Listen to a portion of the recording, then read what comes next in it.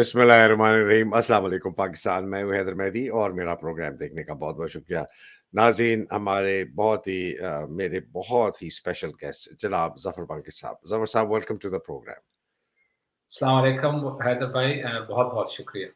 बहुत शुक्रिया ज़फ़र भाई आपके आने का, थैंक यू वेरी मच। नाज़रीन, जैसे आपको पता है ज़फ़र बंकी साहब हमारे पास हर जुमेरात को आया करेंगे और हम बहुत ही एक वाइड स्पेक्ट्रम की डिस्कशन करेंगे जिसके अंदर मौज़ूआत हमारे मज़हब के भी, स्पिरिचुअलिटी के भी, सियासत के भी, पॉलिटिकल एक्टिविज़्म के भी, पाकिस्तान के हालात के करें बिकॉज़ ज़फ़र साहब का बहुत ही एक प्रोनाउंस्ड और बहुत ही ब्रिलियंट इनकी एक्टिविज्म रही है सारी जिंदगी, खास तौर पे मुस्लिम उम्मा को जगाने के लिए। और इस वक्त वो डायरेक्टर हैं institute of Islamic contemporary thought और उनकी बड़ी ज़बरदस्त एक किताब है जो रसूलुल्लाह सल्लल्लाहु अलैहि वसल्लम के उनके जितने खत हैं जो उन्होंने मुख्तलिफ लोगों को मुख्तलिफ जो वहाँ हमारे इर्द गिर्द के वहाँ के जो रूलर्स थे उनको भेजें, उसमें भी शायद मैं थोड़ा सा एक्चुअली मैं कहूँगा कि ज़फ़र भाई शायद आप थोड़ा सा उसके ऊपर बात करें बिकॉज हम हर वक्त उसका जिक्र करते हैं लेकिन हम उसकी बात नहीं करते। और तो उनको वेलकम करना चाहता हूँ। नाज़रीन, आप सबका बहुत शुक्रिया, आपके कमेंट्स, क्रिटिसिज्म का शुक्रिया, आपकी दुआओं का बहुत शुक्रिया, मेरे पेट्रन्स का बहुत शुक्रिया। ज़फ़र भाई, आपकी जो सीरा के ऊपर जो आपने एक बहुत ज़बरदस्त सी किताब लिखी उसको थोड़ा सा जिक्र कर लें, फिर हम चलते हैं आजकल के जो पाकिस्तान के हालात है, ख़ास तौर पे मुहर्रम शुरू हो चुका है उसके रेफरेंस से भी बात करेंगे। जी ज़फ़र साहब। बिस्मिल्लाहिर्रहमानिर्रहीम। हैदर भाई, बहुत शुक्रिया आपके इंट्रोडक्शन का। और आपने जैसा फरमाया, ये जो किताब मैंने लिखी है सीरत पर, एक नहीं एक्चुअली और भी किताबें लिखी हैं लेकिन वो छोटे-छोटे मौज़ूआत हैं। ये एक जामे किताब है जिसका टाइटल है अम, अ, the power manifestations of the Sira, examining the letters and treaties of the Messenger of Allah sallallahu alaihi wasallam. सल्लल्लाहु तो अलैहि इस वसल्लम। किताब में मैंने हुजूर सल्लल्लाहु अलैहि वसल्लम के वो मुख्तलिफ ट्रीटीज और खतूत जो आप सल्लल्लाहु अलैहि वसल्लम ने मुख्तलिफ कबाइल के साथ किए, और फिर जो हुक्मरानों को, उस वक्त के जो हुक्मरान थे, उनको खतूत लिखे। वो उसमें तो तकरीबन कोई 300 के करीब खतूत हैं, लेकिन ज़ाहिर है कि सब खतूत को तो नहीं शाया किया जा सकता था। कुछ खतूत 300 को मैंने 300। कुछ खतूत की मैंने कॉपीज़ भी इसमें शामिल शामिल की हैं किताब में, उनकी कॉपीज़ वगैरह। तो बेसिकली मकसद मेरा ये था कि हुजूर सल्लल्लाहु अलैहि वसल्लम ने जब मदीना में इस्लामी रियासत की तरफ आप जो पेशकदमी फरमा रहे थे, तो उसमें क्या-क्या मराहिल थे जिनके थ्रू आप गुज़रे थे, और किस तरीके से आपने और लोगों को अपने साथ मिलाया ताकि वो इस्लामी रियासत कायम हो। उसमें ज़ाहिर है कि अ जिसको कहते हैं द कॉवेनेंट ऑफ मदीना, मीसाक हुँ, मदीना, जब आप हुँ। मदीना तशरीफ लाए, आपने वहाँ पर मदीना के में जितने लोग रहते थे उनको एक कॉन्स्टिट्यूशन अता फरमाया, रिटन कॉन्स्टिट्यूशन। और इसको कहते हैं the first written constitution in the world. अच्छा। इसको प्रोफेसर हमीदुल्लाह एक बहुत ही बड़े इस्लामिक स्कॉलर थे, अल्लाह उनकी मग़फ़िरत करे, बहुत ही उनका वो है कंट्रीब्यूशन है, उन्होंने सीरत पर बहुत कुछ लिखा है, बहुत से स्कॉलर्स ने लिखा है, लेकिन मेरा ख़्याल है कि प्रोफेसर हमीदुल्लाह जो पेरिस में रहा करते थे, उन्होंने सबसे ज़्यादा लिखा इस पर। हुँ, और हुँ। उन्होंने भी मीसाक मदीना का बहुत डिटेल्ड एनालिसिस किया है। उसके अलावा वहाँ पर जो मदीना के अतराफ में जो ट्राइब्स थे, उनके साथ हुजूर सल्लल्लाहु अलैहि वसल्लम की ट्रीटीज़, फिर उसके बाद जो मसलन ट्रीट सुलह हुदैबिया जो हुई, उसके क्या नताइज बरामद हुए, और आखिर में जो हुजूर सल्लल्लाहु अलैहि वसल्लम का जो आखिरी पैगाम था जो आपने हुज्जतुल विदा में दिया, उसको भी हमने एनालाइज़ किया है इस किताब में। एक एक चीज़ जो मैं अर्ज़ करना चाहता हूँ वो ये है कि इस किताब के बाद जब ये किताब शाया हुई, ज़ाहिर है कि मुख्तलिफ स्कॉलर्स ने भी, आम लोगों ने भी इसको हासिल किया। और ये किताब बेसिकली एक स्कॉलरली किताब है इन द सेंस कि मैंने सिर्फ़ हुज़ूर सल्लल्लाहु अलैहि वसल्लम की सीरत को डिस्क्राइब नहीं किया, क्योंकि सारी किताबें यही करती हैं, बल्कि मैंने एक मख़सूस पहलू को चुनकर हुज़ूर सल्लल्लाहु अलैहि वसल्लम की सीरत को इस लिहाज से एनालाइज़ किया है कि आपने اس کے تحت ایک اسلامی ریاست کو قائم کرنے میں کیا کیا سٹیپس اٹھائے۔ اچھا، ایک دلچسپ پہلو جو میں آپ کے اپنے بہن بھائیوں سے عرض کرنا چاہتا ہوں وہ یہ ہے کہ جب یہ کتاب شائع ہوئی تو اس کے بعد میرے پاس ایک کینیڈین بورن اسکالر جس کا نام ہے ڈاکٹر جان اینڈرو مورو، وہ میرے پاس آیا میرے آفس میں۔ وہ ایکچولی اسٹیٹس میں یونیورسٹی میں پروفیسر ہوا کرتا تھا اس زمانے میں جانتا تھا اس کو، اور اس کی بھی ایک بہت ہی دلچسپ اس کا بیک گراؤنڈ ہے، میں ایکسپلین کروں گا۔ تو وہ میرے پاس آفس میں آیا تو ہم بات چیت کر رہے تھے اس کتاب کے حوالے سے، تو مجھے کہتا ہے کہ brother Zafar you didn't touch on the aspect of the prophet's covenant with the Christians۔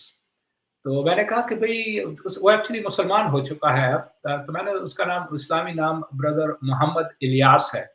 تو میں نے اس کو کہا بردر الیاس دیکھو یہ 300 350 پیجز کی کتاب ہے، اس میں کتنا کچھ لکھ سکتا ہوں، تو تم کیوں نہیں کرتے ہو کہ تم اس پہلو پر جو ہے کتاب لکھو؟ تو کہتا ہے دیٹس این انٹرسٹنگ سجیشن۔ تو اس نے ڈاکٹر جان اینڈرو مورو نے پھر اس پہلو پر کتاب لکھی، the prophets the confidence of the prophet Muhammad. وہ کتاب اتنی پاپولر ہوئی، اس میں بالخصوص وہ جو کرسچنز تھے ماؤنٹ سائنا میں جو رہا کرتے تھے، سینٹ کیتھرینز مانسٹری ہے وہاں پر اس نے اس پہلو کو لیا۔ وہ کتاب اتنی پاپولر ہوئی، اس کو پوپ نے بھی اپریشیٹ کیا، بلکہ پاکستان کی سپریم کورٹ نے بھی ایک کیس میں اس کتاب کا حوالہ دیا۔ اچھا، اس کے بعد جو ہے کیمبرج یونیورسٹی پریس جو ہے اس نے ڈاکٹر جان اینڈرو مورو کو کانٹیکٹ کیا کہ جی تم یوں کرو کہ اسکالرس کو اکٹھا کرو اور ان کے وہ لے کر پیپرز لے کر تو تم ایک جامع کتاب وہ کرو، تشکیل دو، جس کا نام ہوگا The Prophet's Covenant with the Christians of the World۔ تو اس نے ظاہر ہے جان اینڈرو مورو نے مجھے بھی کانٹیکٹ کیا، مجھے بڑی خوشی ہوئی۔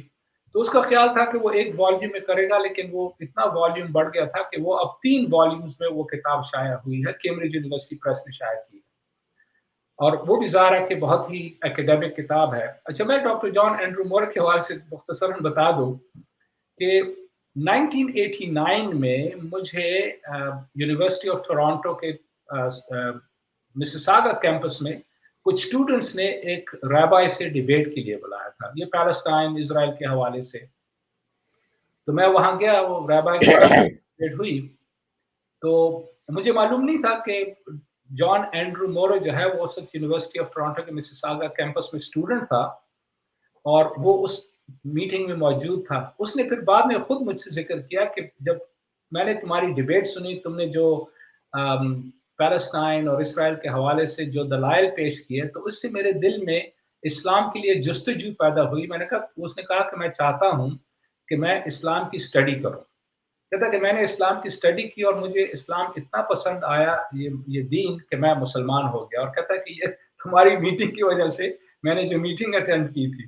تو میں نے کہا اللہ کا بڑا کرم ہے کہ اگر میری طرف سے تمہیں کچھ اگر اللہ نے ہدایت دی تو یہ اللہ کا کرشمہ ہے۔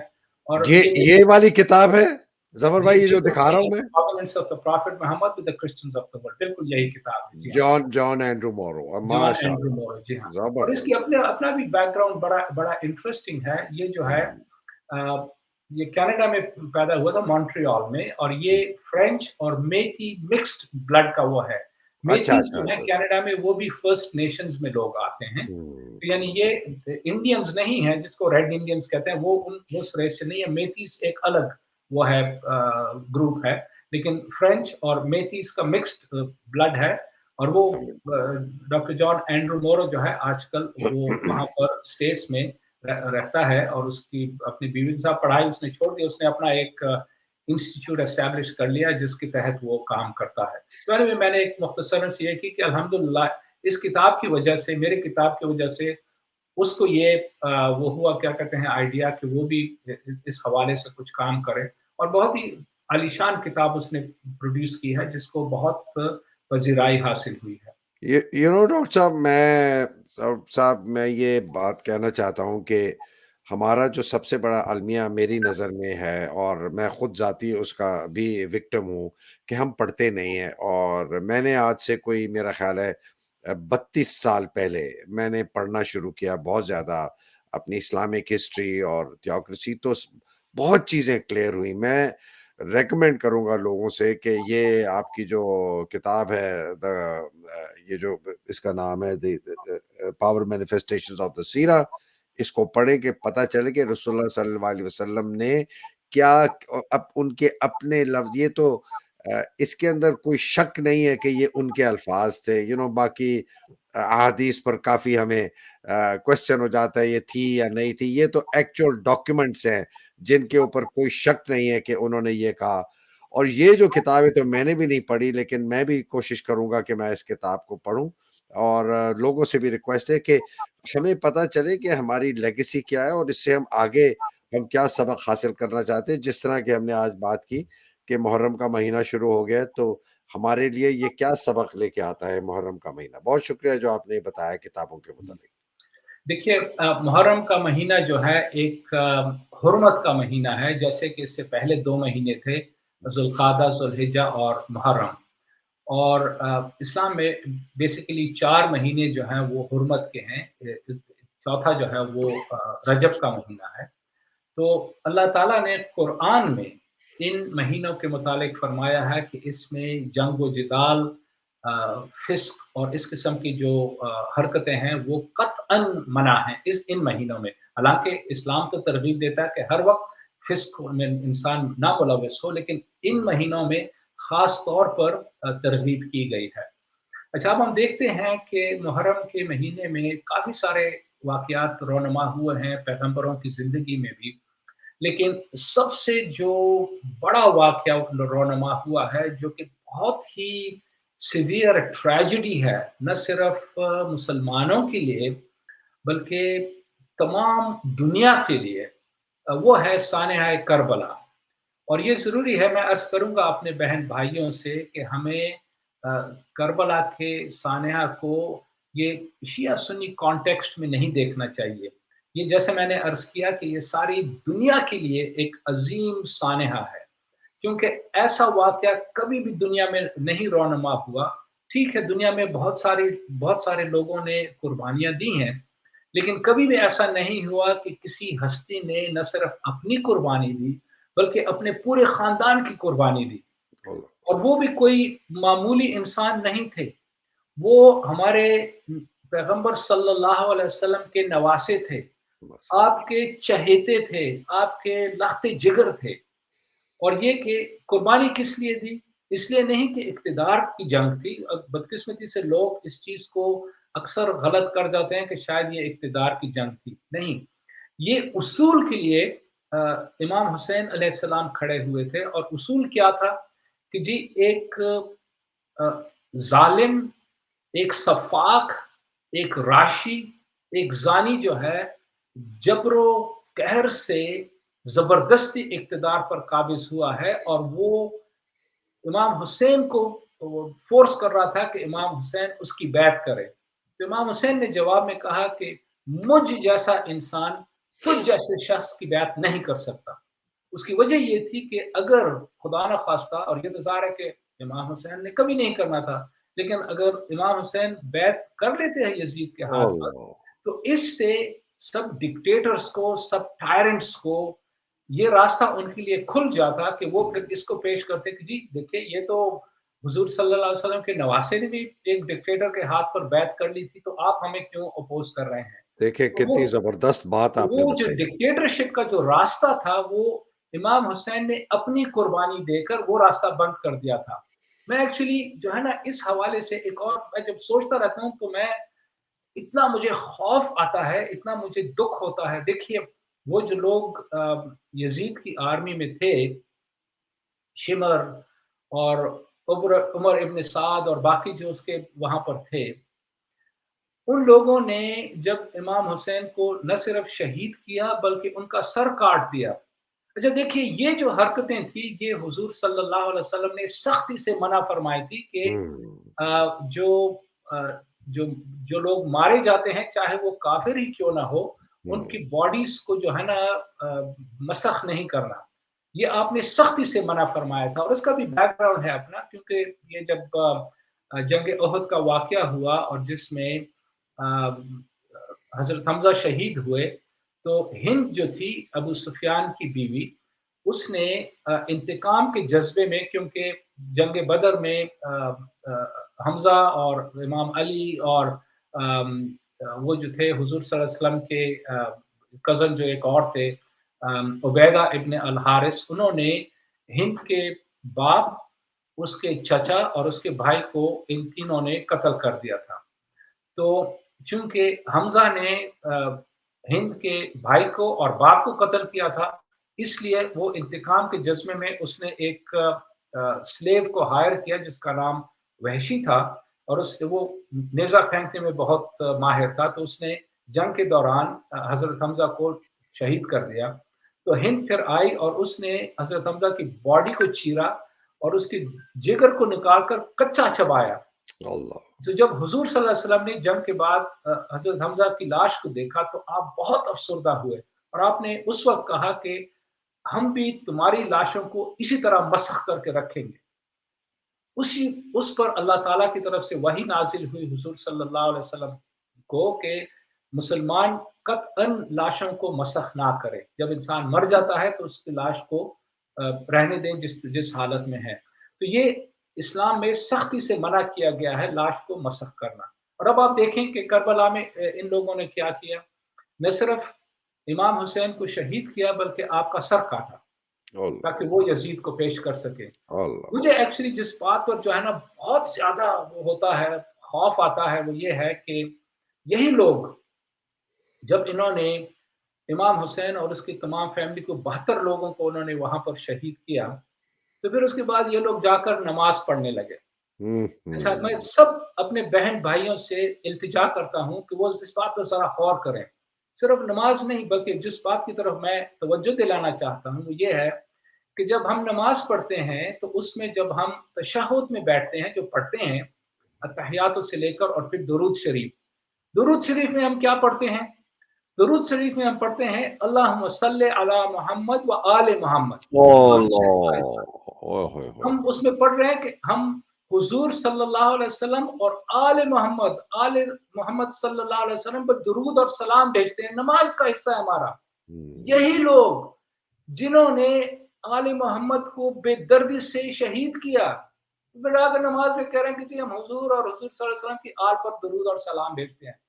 मैं कहता हूँ लानत है ऐसे लोगों पर अल्लाह ताला की जो इस किस्म की दोगलेपन का मुजाहिरा करते हैं। ये बदकिस्मती से हमारे लोग, यानी देखिए हम लोग तो जो है ना इंडो पाकिस्तान की मेजॉरिटी, तो हम लोग अरबी से वाकिफ नहीं है, लेकिन शिमर और उसके जो लोग थे वो तो सब वाकिफ थे अरबी से। यजीद तो वो तो सब अरबी बोलते थे, उनको तो पता था कि वो क्या पढ़ रहे हैं नमाज में। लेकिन फिर भी जनाब यहाँ पर उनको शहीद किया और फिर जाकर जी नमाज पढ़ रहे हैं कि जी हम हुजूर सल्लल्लाहु अलैहि वसल्लम और आले मोहम्मद पर दरूद भेजते हैं। ये देखिए, ये जो दोगलापन है, ये जो मुनाफिकत है, ये जो बर्बरियत इन्होंने अपनाई हुई है, और आजकल भी यही हो रहा है। आजकल देखिए ना पाकिस्तान में क्या कुछ हो रहा है कि जनाब जो लोग ज़ुल्म करते हैं तो वो कहते हैं जी आप उनको पकड़ जो उसके खिलाफ आवाज़ उठाते हैं, उनको पकड़ कर जेल में डालते हैं। फिर उनको कहते हैं अच्छा भाई आप आइए और वहाँ पर प्रेस कॉन्फ्रेंस में कहें कि आप 9 मई के वाक़यात की मज़म्मत करते हैं और आप पीटीआई से दस्तबरदार होते हैं तो हम आपको छोड़ देंगे। और यही लोग हैं फिर जाकर नमाज भी पढ़ते हैं, सब कुछ करते हैं। तो देखिए ये जो हालत है ना, ये बिल्कुल एग्ज़ैक्टली वही है जो कि हमने करबला के वाक़े में देखा। और इसी तरह जो कूफा के लोग थे जिन्होंने गद्दारी की इमाम हुसैन के साथ, उन्होंने बुलाया इमाम हुसैन को। फिर उसके बाद प्रेशर में आकर उबैदुल्लाह इब्न ज़ैद के प्रेशर में आकर वो सब छोड़ गए कूफा वाले इमाम हुसैन को। कोई उनकी नहीं की। जब इमाम हुसैन ने उससे पहले अपने कज़न मुस्लिम बिन अकील को भेजा था, उसके साथ भी उन लोगों ने गद्दारी की, उसको भी हुँ। शहीद करवाया।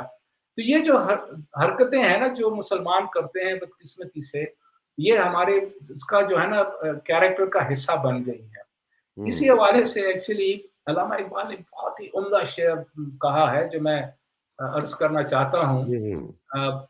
अल्लामा इकबाल ने लिखा है कि, यानी बाय द वे अल्लामा इकबाल के हवाले से मैं ये भी अर्ज़ कर दूँ कि अल्लामा इकबाल ने इमाम हुसैन और अहलुल बैत के हवाले से बेहतरीन शायरी की है, बहुत ही उम्दा, दिल हिला देने वाली शायरी की है।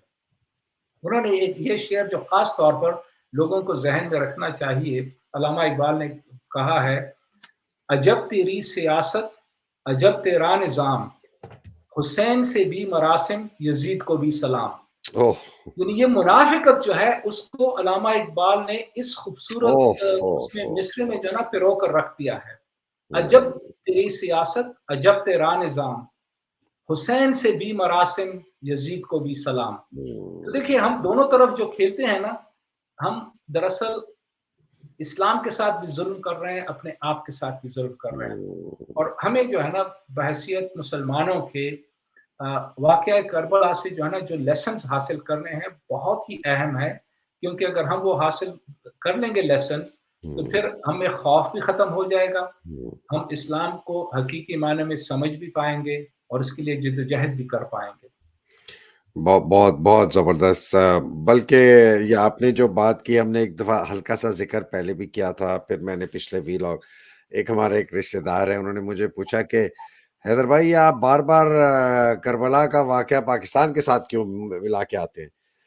तो मैं उनकी बात समझ गया, ये आपने जो एक दफ़ा कहा था ना कि वो हम कुरान को चूम के फिर ऊपर रख देते हैं बस के बस बस इसको तो वो शिया मसलक से हैं, तो उनका ये है कि ये करबला जो है ये तो हमारे मातम और मजलिसतों का है, आप इसको यहाँ क्यों लेके आते? तो मैंने फिर उसको समझाया, मैंने कहा देखो, मैं जब कहता हूँ ना कि हम हमारे अंदर सबके लिए एक करबला का एक करबला का मोमेंट होता है कि क्या मैं हुसैनियत के साथ हूँ, यज़ीदियत के साथ हूँ या मैं कूफा के साथ हूँ। ये हर वक़्त हमने फैसला करना है अपनी ज़िंदगी के हर पहलू में। मैं हक़ पे हूँ, मैं झूठ के साथ हूँ या मैं मुनाफ़िक़त का कूफे वाला हूँ। तो मैंने कहा मैं इसलिए ये बार-बार लाता हूँ कि हमें उससे सबक हासिल करना है, हमने सिर्फ़ मातम करके और सबीलें लगा के और वो जो क्या कहते हैं वो मजलिस के बाद जो तबर्रुक बाँट के ये नहीं है करबला। तो सर ये एक मैं आज किसी ने मुझे कल परसों भेजा डॉक्टर ये जो आफिया सिद्दीकी का केस है गुआंटानामो में, वो बहुत मुझे परेशानी हुई बिकॉज़ मेरी भी पर्सनल व्यू चेंज होता रहा उसके मुतालिक। मैं भी पहले जो एक स्टैंडर्ड नैरेटिव था कि अल-कायदा की वो थी और इन्होंने लोगों के लिए स्पॉटर थी और ये दहशतगर्दी के लोगों को ये अपने घर में पनाह देती थी और फलाना। तो ये डॉक्टर इनका जो क्लिफर्ड स्मिथ है, इनका लॉयर, उसका एक इंटरव्यू भेजा, द मुस्लिम एक चैनल है उसका। तो मैं वो देख के मैं हिल गया कि एक इस औरत के साथ इतना ज़ुल्म कैसे हुआ और ये क्या वजह है कि अमेरिका इसके ऊपर इस ख़ास तौर पे इसके ऊपर इतना ज़ुल्म कर रहा है? तो उसपे ज़रा थोड़ा-सा बताएँगे? I really want to bring this up. जी। ये आपने अच्छा किया कि ये सवाल उठाया क्योंकि हमारे पिछले डिस्कशन के बाद कुछ लोगों ने कमेंट्स किए थे इस पर और हुँ, उन्होंने ये सवाल उठाया था कि हम डॉक्टर आफिया सिद्दीकी के हवाले से बात क्यों नहीं करते। हुँ, पहले तो मैं थोड़ा-सा बैकग्राउंड बता दूँ डॉक्टर आफिया सिद्दीकी का। ये कराची के एक बहुत ही संजीदा घराने से ताल्लुक़ रखती हैं। उनके वालिद साहब जो हैं ब्रिटिश ट्रेन्ड डॉक्टर हैं हुँ, और आफ़िया सिद्दीकी जो हैं वो स्टेट्स गईं 1990 में अपने भाई उनका भाई भी वहाँ पर था पढ़ने के लिए। उन्होंने पहले एमआईटी से बायोलॉजी में बैचलर्स की डिग्री हासिल की और बड़ी ज़हीन ख़ातून हैं। उसके बाद उनको ब्रांडाइज़ यूनिवर्सिटी में एडमिशन मिली न्यूरो साइंस में पीएचडी करने की। हुँ, तो हुँ, उन्होंने वहाँ से पीएचडी की और वो कुछ अरसा वहाँ रहीं, फिर उसके बाद पाकिस्तान आईं। उनकी शादी हुई पाकिस्तान में एक साहब हैं जिनका नाम है माजिद खान। तो उनके साथ उनकी शादी, उनसे 3 बच्चे हुए लेकिन ये कि उसके बाद डाइवोर्स हो गई। अ, हालात क्या थे ये मतलब कि सही तरीके से तो पता नहीं लेकिन उनकी फैमिली जो बताती हैं कि फिर उसके बाद डॉक्टर आफिया सिद्दीकी के साथ क्या हुआ, वो ये कि मार्च 2003 में वो कराची में अपने घर से निकली बच्चों समेत और वो फ्लाइट ले रही थी कराची से इस्लामाबाद के लिए। उनके एक चाचा जो हैं वो इस्लामाबाद में रहते हैं। लेकिन आफ़िया सिद्दीकी वहाँ से गायब हो गईं, गायब कर दी गई बल्कि। अच्छा ज़ाहिर है कि इसमें तो कोई शक नहीं कि इस किस्म की हरकतें करने वाले लोग कौन हैं पाकिस्तान में। और क्यों की गई ये भी अपनी जगह जनरल पर। मुशर्रफ ने जफर भाई पूरे अपने किताब में लिख दिए बाउंटी हंटर, पैसे लेके बिल्कुल, लोग। बिल्कुल एग्ज़ैक्टली। देखिए अ, माजिद खान जो है, वो पाकिस्तान में बदकिस्मती से ये होता है कि जब फैमिलीज़ में ख़ास तौर पर मियाँ-बीवी में इख्तिलाफ़ हो जाए, तो वो फिर अंधे इंतकाम पर उतर आते हैं, मुख्तलिफ़ किस्म के इल्ज़ामात लगाते हैं। तो ये जो इल्ज़ाम लगाया था आफ़िया सिद्दीकी पर कि जी, ये अल-कायदा की ऑपरेटिव हैं, ये माजिद खान ने इल्ज़ाम लगाया था। अच्छा, उसके मियाँ दूसरी ने, बात ये ओके। है कि एक बंदा है जिसका नाम है खालिद शेख मोहम्मद, हम्म जिसको अभी भी ग्वांटानामो बे में रखा हुआ है। उसको बहुत हम्म ज़्यादा टॉर्चर किया किया है हम्म अमेरिकन्स ने। ये उसकी फिर आफ़िया सिद्दीकी की उसके बाद एक और बंदे से शादी हुई, वो बहुत थोड़े अरसे के लिए रही। अम्मार अल-बलोची उसका नाम है। हम्म और वो भी ग्वांटानामो बे में पड़ा हुआ, और उसको अमेरिकन्स ने इतना टॉर्चर किया कि ना फिजिकली उसको टॉर्चर किया, बल्कि वो मेंटल केस हो गया है, इतना उसको हम्म टॉर्चर किया। हम्म अच्छा, खालिद शेख मोहम्मद जो है, वो चूंकि अम्मार अल बलोची का रिश्तेदार है, तो ये भी अमेरिकन्स लिंक कर रहे हैं आफिया सिद्दीकी को कि जी, ये अलकायदा की ऑपरेटिव है। अच्छा। अच्छा, उसको आफिया सिद्दीकी को वहां से उठाकर अफगानिस्तान ले जाया गया, बगराम एयरबेस में। वहां पर बहुत से कैदियों को रखा हुआ था।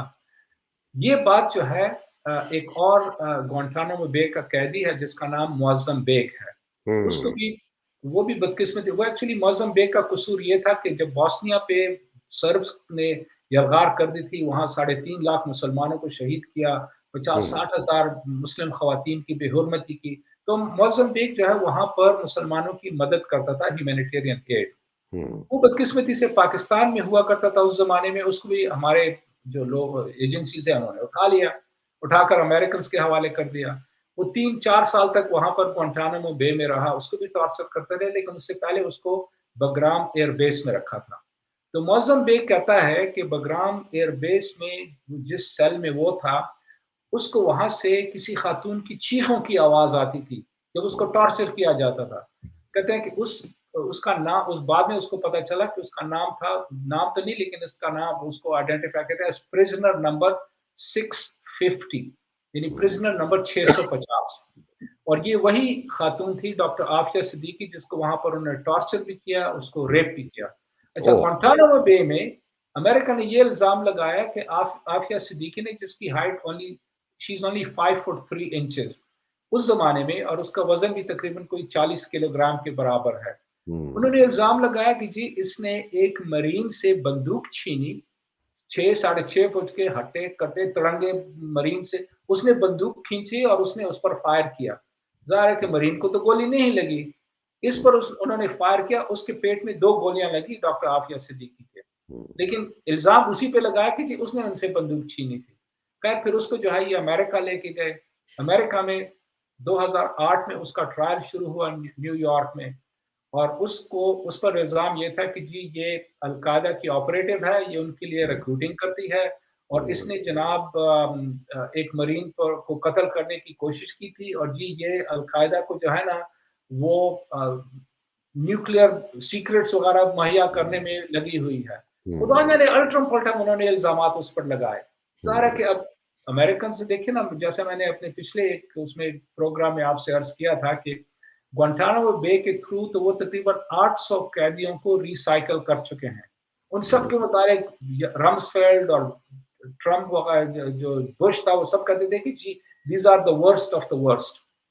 हालाँकि 800 लोग वहाँ से गुज़रे हैं, उनको आह, रिलीज़ कर दिया गया है क्योंकि उन पर कोई इल्ज़ाम नहीं था, कुछ साबित नहीं कर सकते थे।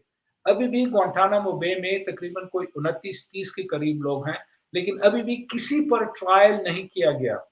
उनके लॉयर्स उनको कहते हैं कि जी, अगर तुम समझते हो कि ये वाक़ई ये मुजरिम है, इन्होंने जुर्म किया, तो उन पर ट्रायल कर दो। हम्म उनको अमेरिका भी नहीं लेके आ रहे। उसमें खालिद शेख मोहम्मद भी है, अमार अल बलूची भी है, अबू ज़ुबैदा भी है, जिसका मैंने पिछले मर्तबा ज़िक्र किया था। इनको इतना मतलब बेसिकली आप कह रहे हैं कि अगर वो गिल्टी हैं और उन्होंने ये हरकतें की हैं तो उनका आप कानून के तहत उनका आप ट्रायल शुरू करें। बिल्कुल, एग्ज़ैक्टली। अब देखिए, अभी जो है ना, 20 सालों तक तो आफ़िया सिद्दीकी की फैमिली मेंबर्स को मिलने नहीं दिया गया। फिर इस साल मई 30 या 31 को क्लाइव स्टैफर्ड स्मिथ जो है, जो लॉयर है, जिसने और भी ग्वांटानामो बे के प्रिजनर्स को रिप्रेजेंट किया है, उसने बड़ी कोशिश करके अमेरिकन से परमिशन ली और फिर डॉक्टर फौजिया सिद्दीकी, वो भी साइंटिस्ट हैं, क्लाइव स्टैफर्ड स्मिथ और एक पाकिस्तान का सेनेटर है, सेनेटर मुश्ताक अहमद, जिनका ताल्लुक जमात इस्लामी से है, उनको इजाज़त मिली 20 साल में पहली मर्तबा, और वो गए आफिया सिद्दीकी से डैलस में जेल में मिले, लेकिन वो भी आमने सामने नहीं, वो भी इस तरह के उनके दरमियान एक ग्लास बैरियर था और एक टेलीफोन एक तरफ था और दूसरा टेलीफोन दूसरी वो तरफ था। जिसको कहते हैं नॉन कॉन्टैक्ट मीटिंग, नॉन बिल्कुल, कॉन्टैक्ट मीटिंग। Exactly exactly. अच्छा, मैं एक और बात डॉक्टर आफिया सिद्दीकी के हवाले से अर्ज करना चाहता हूँ। मुझे उम्मीद है कि आपके जो नाजरीन हैं उन्होंने इवान रिडली का नाम सुना होगा। ये ब्रिटिश जर्नलिस्ट है। जी। इसको दरअसल ये इलीगली अफगानिस्तान में चली गई थी सितंबर 2001 में, ये जो 9/11 के बाद। वो समझती थी कि मैं बहुत बड़ी वो हूँ, इंट्रेपिड रिपोर्टर हूँ। वो डेली मेल के लिए लिखा करती थी उस जमाने में। वो वहां गई, तालिबान ने उसको पकड़ लिया, उसको जेल में डाला। ये जेल में तालिबान को गालियां बकती थी, उल्टी सीधी वो बकवास करती थी, लेकिन तालिबान ने कभी उसको हाथ नहीं लगाया, कुछ भी नहीं किया। आखिरकार वो उन्होंने कहा, कभी बजाय इसके कि ये यहाँ इस जेल में पड़ी और अमेरिकन बमबारी कर रहे हैं, मर जाए, इल्जाम हम पे लगेगा, इसने उसको छोड़ दिया। तो छोड़ने से पहले अ, उन लोगों ने, तालिबान ने इसको कहा कि भाई देखो, बात ये है कि तुम जो कुछ भी लिखना चाहती हो वो तो तुम्हारी मर्जी है, लेकिन हम सिर्फ ये गुजारिश करते हैं कि तुम हमारे मुताबिक जो है ना सच लिख दो। हम नहीं चाहते कि तुम हमारी तारीफ कर, लेकिन तुम सच लिख दो। तो वो खुद इतनी इम्प्रेस हुई तालिबान से कि उन्होंने देखा मैं गालियां बकती थी, कुछ करती थी, इन्होंने कभी मुझे जो है ना बुरा भला नहीं कहा। तो उसने इस्लाम का मुतालिया शुरू कर दिया और वो मुसलमान हो गई। ये जिसकी तस्वीर दिखा रहा हूँ यही है ना? यही इवान रिडली है। मैं इससे मिला हूँ, यहाँ कनाडा भी आई थी, हमारे सेंटर में एक ओके। प्रोग्राम में शामिल हुई थी। एनीवे, तो इसने दरअसल 29 मई 2018 को एक आर्टिकल लिखा द मिडल ईस्ट मॉनिटर में। ये एक वेब मैगजीन है, लंदन से शाया होता है। ठीक। उसमें इवान रिडली ने कहा कि मैं इस वक्त एक रेवलेशन करना चाहती हूँ। वो कहते हैं कि 2013 में मुझे तालिबान ने कांटेक्ट किया और मुझसे कहा कि हमने एक अमेरिकन सोल्जर जिसका नाम है रॉबर्ट बोई बर्गडॉल, वो हमारे कब्जे में है, और अमेरिकन जाहिर है कि वो चाहते हैं कि उनका प्रिजनर जो है, उनको सोल्जर मिल जाए। तो तुम अमेरिकन से बात करो, हम चाहते हैं कि वो हम रॉबर्ट बोई बर्गडॉल को रिलीज कर देंगे डॉक्टर आफिया सिद्दीकी के बदले में। अच्छा, इवान, ये बाकायदा आर्टिकल मौजूद है इवान रिडली का। वो कहती है कि मैं अमेरिकन से मिली, उनसे बातचीत शुरू की, American military, pentagon, state department, ultimately deal तय हो गई।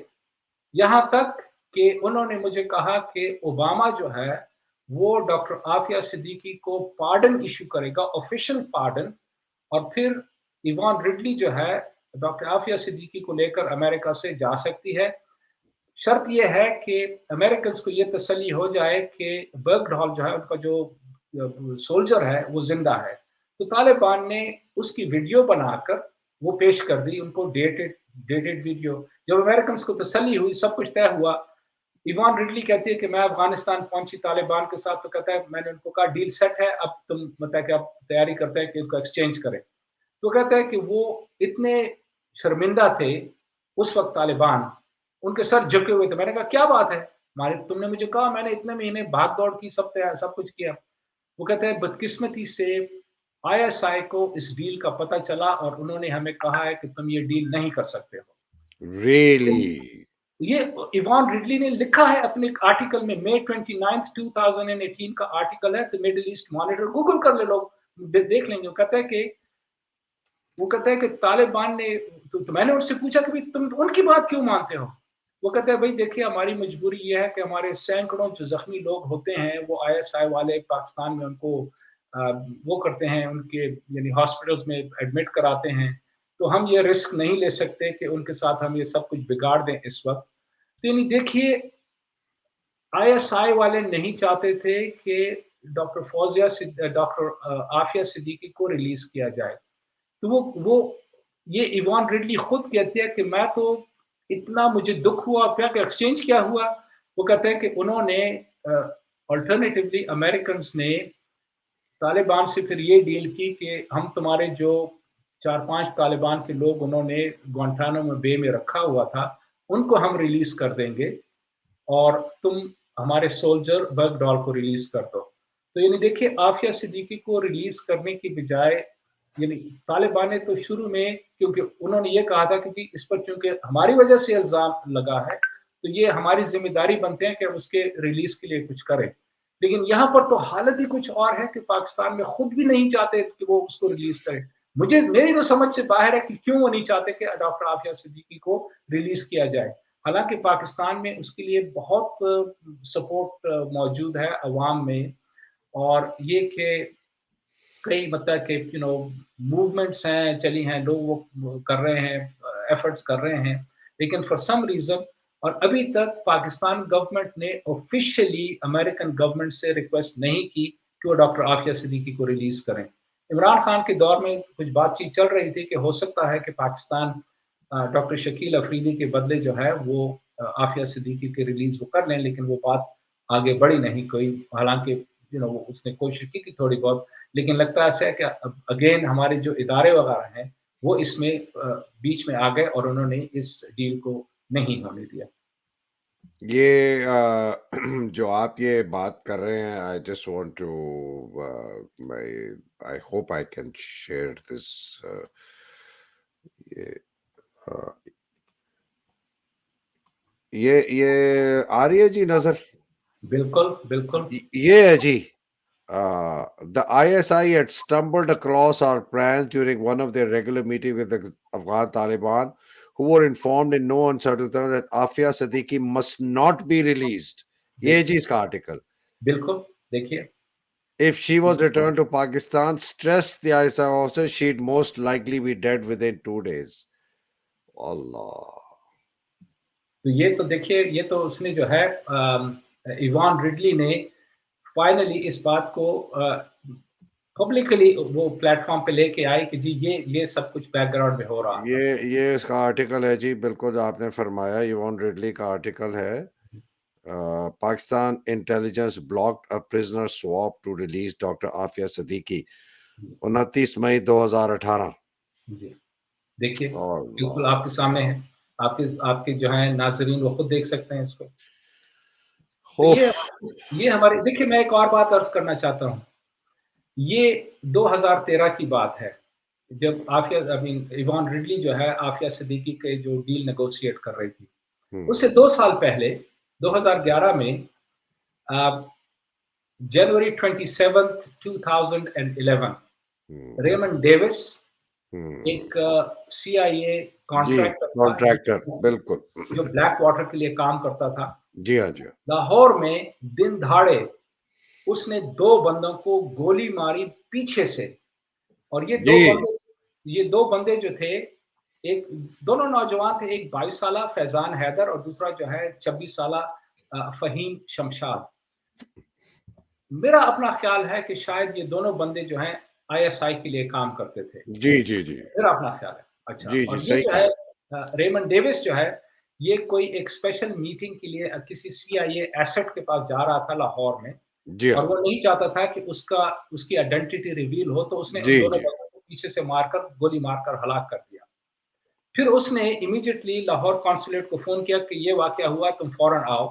ज़ाहिर है कि वहाँ तो क्राउड इकट्ठा हो गया था, उन्होंने उसको घेर लिया था। हुँ, कॉन्सुलेट से जो गाड़ी आई, बड़ी गाड़ी आई, वो गलत साइड पे वो जंप करके क्योंकि वहाँ पे ट्रैफिक में फँस गए थे, उन्होंने एक बंदे को और मार गाड़ी दिया। के साथ टक्कर हुई, एक बंदे को मार दिया, इबादुर रहमान उसका नाम था। अच्छा, ज़ाहिर है कि जब ये रेमंड डेविस को पकड़ा गया, उसके सेल फ़ोन से बहुत सी इन्फॉर्मेशन मिली, उस पर केस शुरू हो गया। अच्छा, इस ज़माने में देखिए अब आप गौर करें कि कौन-कौन बरसर-ए-इक़्तिदार थे। ज़रदारी प्रेज़िडेंट था, हुँ, कियानी जो है चीफ़ ऑफ़ आर्मी स्टाफ़ था और शुजा पाशा जो था वो आईएसआई का डीजी था और हुसैन हक्कानी जो है वो पाकिस्तान का एम्बेसडर था वॉशिंगटन डीसी में। और उस बिल्कुल। ज़माने में बेतहाशा सीआईए एजेंट्स को या सीआईए कॉन्ट्रैक्टर्स को वो उठाकर पाकिस्तान लेके आए थे। अच्छा, हुँ, जब रेमंड डेविस पे केस चल रहा था तो उस वक़्त ओबामा ने भी इंटरवीन किया कि जी इसको डिप्लोमैटिक इम्यूनिटी हासिल है। हालाँकि वो कोई डिप्लोमैट नहीं था, तो पाकिस्तान गवर्नमेंट ने हालाँकि ज़रदारी की बहुत कोशिश की, उसने बहुत प्रेशर डाला उस वक़्त शाह महमूद कुरैशी फॉरेन मिनिस्टर थे। शाह महमूद कुरैशी ने कहा कि नहीं, इसके हमारे उसमें जो है पेपर्स में उसकी कोई डिप्लोमेटिक इम्यूनिटी नहीं है, हम उसको डिप्लोमेटिक इम्यूनिटी नहीं दे सकते। हुँ, लेकिन देखिए फिर क्या किया शुजा पाशा ने, जब केस चल रहा था तो शुजा पाशा ने जो ये 3 बंदों की जो फैमिलीज़ हैं, उनको बुलाया ज़बरदस्ती और उनको कहा कि तुम लोग दियत कबूल कर लो, यानी ब्लड मनी, और इस तुम कह दो कि जी तुम इस बंदे को माफ़ करते हो, और ये इस्लामिक लॉ के तहत किया जाए। और उनके जो लॉयर्स थे, उनको धक्के देकर निकाल दिया गया वहाँ से, और गवर्नमेंट ने अपने लॉयर्स वहाँ पर बिठा दिए। वो फैमिलीज़ नहीं चाहती थी कि वो ये पैसे कबूल करें। शुजा पाशा ने उनको फ़ोर्स करके उनको कहा कि तुम्हें ये एक्सेप्ट करना होगा, अगर तुमने नहीं किया तो हम तुम्हारा वो हशर करेंगे, तुम्हें नीस्त नाबूद कर देंगे, तुम्हें सफ़ाए हस्ती से मिटा देंगे। अच्छा देखिए यहाँ पर एक पाकिस्तानी सिटीज़न के लिए ये लोग क्या कर रहे हैं, कुछ नहीं कर रहे, उसको जेल में रखे हुए हैं, और एक अमेरिकन सिटीज़न के लिए ये इतने परेशान हो रहे थे कि जी उसकी जान बचाने के लिए पाकिस्तानियों पर प्रेशर डाल रहे हैं। ये हमारे लोगों की हालत है। और इस पर फिर जब वो रेमंड डेविस वहाँ से फारिग हुआ, हालाँकि वो कहते हैं कि शुजा पाशा जो है वो कॉन्स्टेंटली कोर्ट में जब प्रोसीडिंग्स हो रही थी, तो वो हर लम्हे जो है वो सीआईए का जो डायरेक्टर था उस वक़्त लियोन पनाटा उसके साथ इन टच था। उसको ब्लो बाय ब्लो अकाउंट दे रहा था कि कोर्ट में क्या प्रोसीडिंग्स हो रही हैं। उसको फ़िक्र थी एक अमेरिकन कातिल को बचाने की, और जो पाकिस्तानी सिटीजन्स पे ज़ुल्म कर रहे हैं और पाकिस्तानी सिटीजन्स के लिए कोई डील हो रही है, उसको उन्होंने सैबोटाज कर दिया, वो नहीं चाहते कि वो रिलीज़ हो। ये हमारी सितम ज़रीफ़ी है, ये हमारा जो है ना इख़्लाक़ी गिराव है। हम इतने ये गिर चुके हैं ये कि ये हम ये बिल्कुल, ये सर न्यूयॉर्क ये जो आप टाइम्स, बात सारे ये आप इनके बात अख़बारात कर में सब ये इसमें भी न्यूयॉर्क टाइम्स, वाशिंगटन पोस्ट, इतने सारे अख़बारात ने इसके हवाले से सब कुछ लिखा है। जी हाँ, बिल्कुल। ये सर ये आपकी जो जी, पाशा ऑर्डर्ड आईएसआई ऑपरेटिव्स के 2.34 मिलियन जी। देकर ये पूरा। अच्छा सर, इसके अंदर ना हुसैन हक्कानी के मुतालिक भी लिखा है, मैं मतलब पढ़ा दूं कि वो कहते हैं कि जी हुसैन हक्कानी प्रो लिखा हुआ है, प्रो यूएसए एम्बेसडर है जी। जी। ये न्यूयॉर्क टाइम्स लिख रहा है, न्यूयॉर्क टाइम्स लिख रहा है प्रो बिल्कुल। USA ambassador ji, has been ordered. ये मैं वो निकाल रहा हूँ, थोड़ा सा मैं स्क्रॉल कर रहा हूँ, अभी मैंने ऊपर देखा था कि जी वो प्रो यूएस एम्बेसडर को कहा गया कि तुम जो है ये, हाँ ये सर ये देखे, जी। All of them request visas for their personal. ये रेमंड डेविस का बताया जा रहा है, ये यहां से लेकर ये मैं यहां तक पढ़ रहा हूँ। बिल्कुल, All बिल्कुल। request visas for their personnel, CIA, and all of them led to the desk of Hussain Haqqani, Pakistan's pro-American ambassador in Washington. Haqqani had orders from Islamabad to be lenient in approving the visas because many of the Americans coming to Pakistan were at least officially going to be administered millions of dollars in foreign aid money. ये देखें sir, यानी ये जैसे कि उसमें WikiLeaks documents में निकला है ना कि the Pakistanis will sell their mothers for a few dollars. तो तो यही देखिए हो रहा है हमारे उसके लोगों के साथ, यानी इतना इन लोगों का इखलाक इतना गिर चुका है। इनकी जो है ना मोरालिटी तो खैर है ही नहीं, ना इनमें शर्म है ना हया है। ये तो इतने बेगैरत लोग हैं कि पैसों की खातिर तो सब कुछ करने के लिए तैयार हैं। ये हालत कर दिया, और ज़ाहिर है कि उससे फिर जो मुल्क की हालत होगी, जिस तरह वो ज़लील और ख्वार होगा, तो यही यही अल्टीमेट रिज़ल्ट होगा इसका। ज़फ़र भाई देखें कहाँ से हमने शुरू की जर्नी रसूल की सीरा से, उन्होंने किस तरह मिसाके मदीना बताया, फिर आपने क्रिश्चियंस की जो किताब है उनके साथ जो कॉवेनेंट है जॉन मोरो का, और फिर हमने मुहर्रम हमें क्या सिखाता है, और फिर हमने आफ़िया सिद्दीकी के साथ जो ज़ुल्म हुआ है और किस तरह हम बेचते हैं अपनी गैरत को, अपने ज़मीर को, जो कि आज तक भी बिक रही है। मैं तो इस कंक्लूजन पे पहुंच गया हूं जो कि आपने कहा था कि nothing short of a revolution Pakistan को बचाएगी, इसलिए कि इसके ऊपर जो इस वक्त कब्जा किया हुआ है फौज ने, और जिसकी वजह से ये सारी मुसीबतें हमारे पर आई हैं, जब तक इसका कब्जा नहीं टूटेगा और वो खुद कब्जा नहीं छोड़ेगी पाकिस्तान को, मुझे नहीं लगता कि हम प्रोग्रेस करेंगे। सो लास्ट कमेंट्स जबर भाई, फिर हम रैप अप करते हैं। जी, अच्छा वो आपने जो है ना आप इसका ज़िक्र किया कि देखिए जो पाकिस्तान में निज़ाम है, वो गासिबाना निज़ाम है और उसको जो चलाने वाले लोग हैं वो सफ़ाक और बहुत ही अ, बेज़मीर और बेगैरत और ऑप्रेसिव लोग हैं और इनसे जान छुड़ाने का वाहिद तरीका ही एक रेवोल्यूशन है। इसलिए सब पाकिस्तानियों को इस पर संजीदगी से गौर करना होगा, क्योंकि इसके बगैर जो है ना मुझे बहुत डर लग रहा है, खुदा ना करे लेकिन वो मुल्क बच नहीं सकता। इसके हवाले से बहुत सारे जो है ना शवाहिद मौजूद हैं। अमेरिकन्स ने खुद पाकिस्तान के हवाले से जो कुछ उनके ज़हन में आइडियाज़ हैं, एक इनका एक वो है मिलिट्री स्ट्रैटेजिस्ट है, रिटायर्ड कर्नल है, कर्नल रॉल्फ पीटर्स, उसने सोल्जर मैगज़ीन में एक आर्टिकल जी, 2005 में लिखा था जी, जी, द जी। ब्लड बॉर्डर्स के हवाले से और उसमें यस, साफ-साफ यस, लिखा है कि यस, यस। बलूचिस्तान को अलग करना चाहते हैं, केपीके को अलग करना चाहते हैं, सिंध को यानी पाकिस्तान के टुकड़े करने का ऑलरेडी वो सोच रहे हैं और हुँ, हमारे लोग खुद अनफॉर्च्यूनेटली उनके साथ मिलकर इस प्रोजेक्ट को आगे बढ़ा रहे हैं और जो हुँ, काबिज़ हैं मुल्क पर, वो तो मुल्क से भाग जाएँगे। हमारे सामने सब कुछ है, इनकी हुँ, सारी जायदादें, औलाद सब कुछ बाहर है, सिटीज़नशिप्स बाहर हैं। हुँ, ये तो पाकिस्तान की अवाम को अब सोचना होगा कि वो अपने मुल्क को कैसे बचाएँगे और किस तरह हुँ। बचाना है उनको। इसलिए उनको खड़े होना पड़ेगा और ये रेवोल्यूशन के बगैर मुमकिन नहीं है कि उस मुल्क को बचा सकें और बहुत अल्लाह खैर करे लेकिन ये कि ये ज़रूरी है ज़हन में रखना, ये बहुत शुक्रिया। क्लैरिटी बहुत ज़रूरी है। बहुत शुक्रिया ज़फ़र भाई, बहुत शुक्रिया। बिल्कुल आप सही फरमा रहे हैं। पहली जंग-ए-ज़ीम, दूसरी जंग-ए-ज़ीम मिला के ना सर 140 मिलियन लोग सिविल और मिलिट्री मारे गए। हमारे तो टोटल फ़ौज की जो शहादतें हुई हैं, को 8,000 हुई हैं, पुलिस की कुछ 16,000 हुई हैं। हमें सैक्रिफ़ाइस का असल में अभी तक जो वो है ना हुआ नहीं है। अल्लाह करे कि शायद वो ही है जो हमारी बताएगी। लेकिन आपका बहुत शुक्रिया। अल्लाह सुब्हान तआला आपको हिफ्ज़-ओ-मान में रखे, पाकिस्तान को अपने हिफ्ज़-ओ-मान में रखे, जो हकीकी आज़ादी की जंग लड़ने वाले हैं, उनको हिफ्ज़-ओ-मान में रखे, जो शहीद हो गए, उनके दर्जात बुलंद करे, जो मुसीबत में है, टॉर्चर में है, पाकिस्तान में और बाहर डॉक्टर हाफ़िज़ सिद्दीकी जैसे हमारी ख़वातीन, बिलख़ुसूस पाकिस्तान में इमरान रियाज़ खान, अल्लाह सुब्हान तआला उनकी मुश्किलें आसान करे। हाँ, पाकिस्तान ज़िंदाबाद, पाकिस्तान पाइंदाबाद। बहुत शुक्रिया ज़फ़र भाई। आपको शुक्रिया, अस्सलाम वालेकुम।